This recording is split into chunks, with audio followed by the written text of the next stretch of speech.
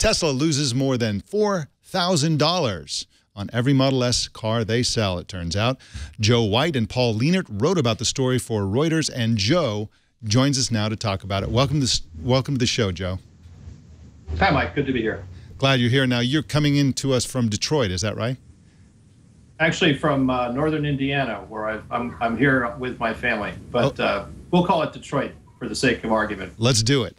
Now, Tesla promised to bring down the price of its cars to a much more affordable level than they currently charge.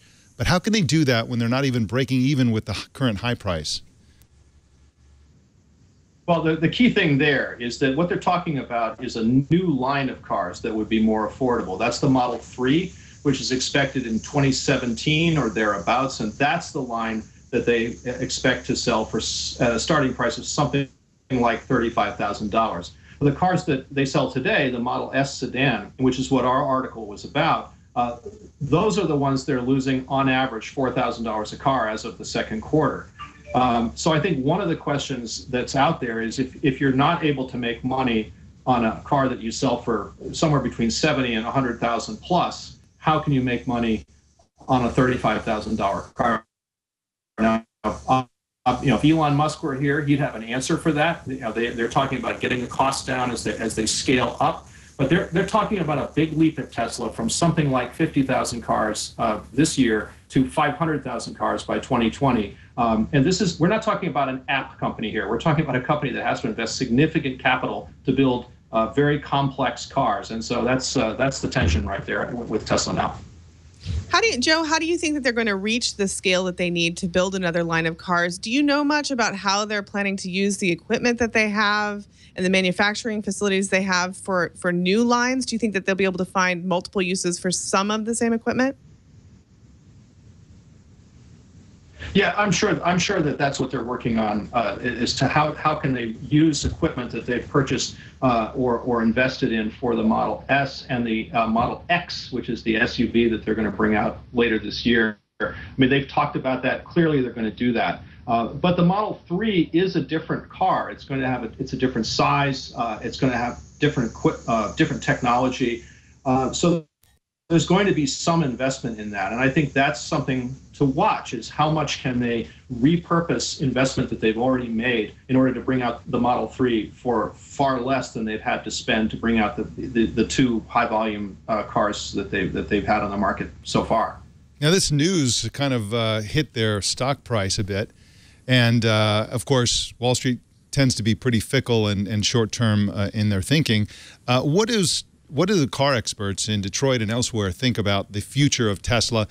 Is there confidence that this company will be able to be profitable and an ongoing growing company in the future, years ahead? Well, that's a really interesting question, and let me answer it this way. I mean, remember that the people who run the conventional car companies, the Detroit and the Asian and European car companies, are not necessarily friends of Tesla. Right.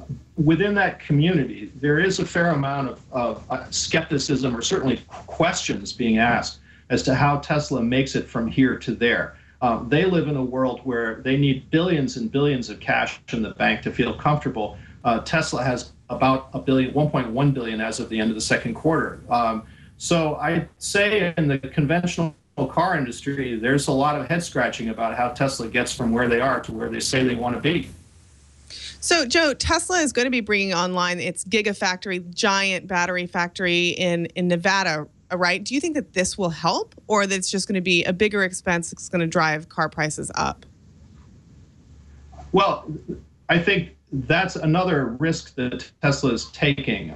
They're investing in this giant factory in Nevada to build batteries. I think a key point that we haven't hit yet, but which we should, is that Tesla has talked about starting a different business, selling energy storage systems to businesses and to consumers for home use. And among analysts who follow Tesla and are fans of Tesla, this is very exciting because they see this energy storage business as perhaps the way that Tesla bridges the gap that our article highlighted, which is how they bridge the gap on losing money in cars today, the need for capital to invest in the car line. Perhaps one of the answers to how they raise that capital is to start this energy storage business and profit from that. And again, Elon Musk has certainly stoked some expectations for that in some comments that he's made recently.